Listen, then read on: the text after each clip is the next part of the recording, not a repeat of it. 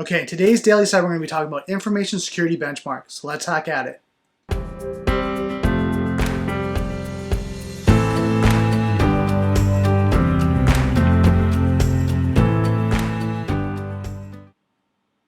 Okay, so in today's Daily Cyber, I'm going to be talking about information security benchmark. I just got some notes I'm going to be reading from.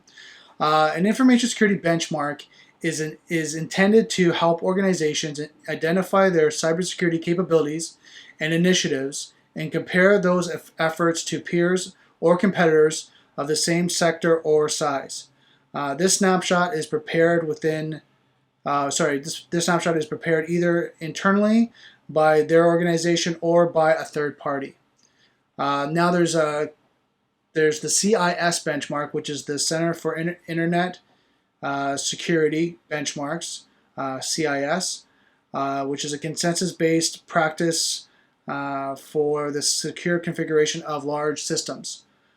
Center for Internet Security, CIS, are widely accepted by government, business, industry, and academia. The website here to find more information is www.cisecurity.org. Just check that out. That's a lot of great information. So why am I talking about benchmarks today?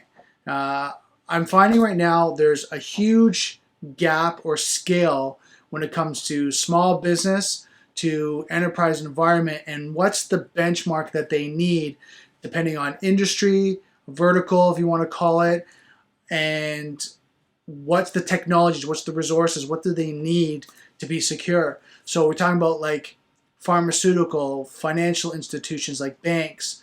They're at this high end. They've got so many different technologies and solutions in cybersecurity and policy and procedure and governance. And then you got the other scale, and I'm going to say like a brewery where they're manufacturing beer or wine or whiskey. Their security might be lower. Now, don't get me wrong, I'm not sure. I'm just using this as an example.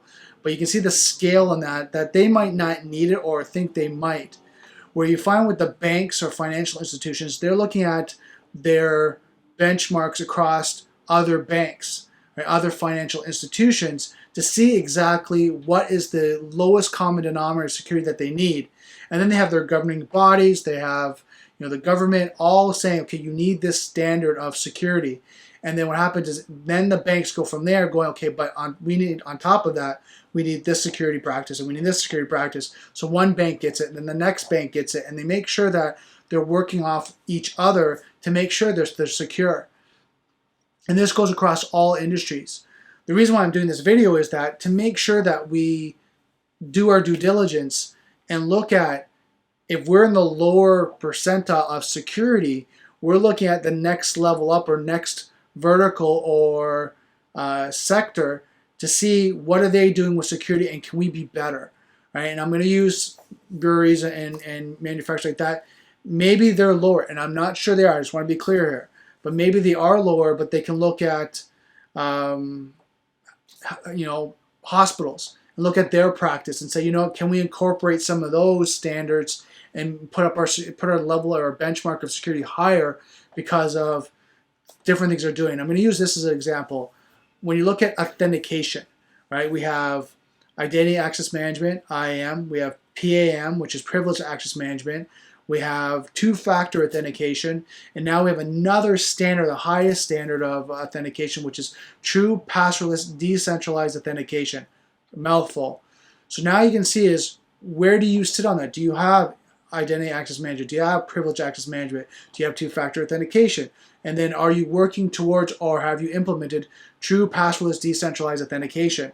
So you kind of look at that scale of where you are in just authentication alone. Now, there's different verticals in different areas when it comes to security in different areas, but I'm using that as an example to show that some companies might be just using two-factor authentication. Some companies might have two-factor authentication and Identity Access Management. Some might have two-factor authentication, Identity Access Management, and Privileged Access Management, and are looking at true passwordless decentralized authentication to upgrade from two-factor authentication. So kind of see how that all works out and all comes together. So looking at benchmarks, looking at all that, it's really important to evaluate where you sit currently and what you're going to be looking at this current year and for the future for your security best practices. Now, some of the challenges that companies run into are resources, right? Having available resources for the technology. So I mean actual physical people that can do the work or have the expertise to do the work. Then you're looking at financial resources, right? You're looking at, you only have so much of a budget for the year, so how much can you spend on new technologies while you have to maintain your existing solutions? Then you have to look at, proof of concepts, testing it out, writing policies and procedures and governance, writing acceptable use policies, and just all these different policies that you have to write to make sure that it fits within your business practices. So all of this you're looking at when it comes to cybersecurity is how to make sure that you're growing your cybersecurity best practices and your maturity level of cybersecurity while you're keeping up with your industry and hopefully going a little bit ahead of your sector to make sure that you're secure, because they use this analogy of if a bear attacks and there's two people, I don't have to outrun the bear, I just have to outrun you. Think of that when it comes to cybersecurity.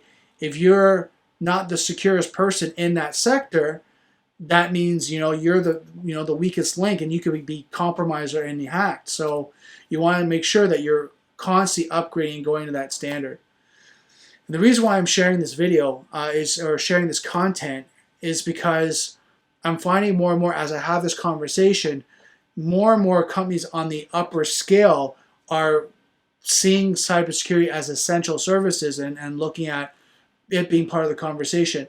Mid-sized companies and smaller companies are doing their best to juggle all the balls in their business. Marketing, sales, inventory, manufacturing, right? Staffing, HR, all that, then security. So they're doing all this all at the same time. And it's just this juggling act where security sometimes takes a back, 2 steps back when it should be front and center, right? Especially if your business gets compromised, all those things don't matter because now you're dealing with the incident of that breach. So it's better to be proactive than reactive. So I just want to leave you with that. Just a lot of information when it comes to benchmarks and really looking at your vertical, your sector of business. What are they doing? What are your peers doing? What's best practice? What the government is telling you to do? What maybe your governing bodies are telling you to do? So looking at that and really making sure that you're stepping up your security each year.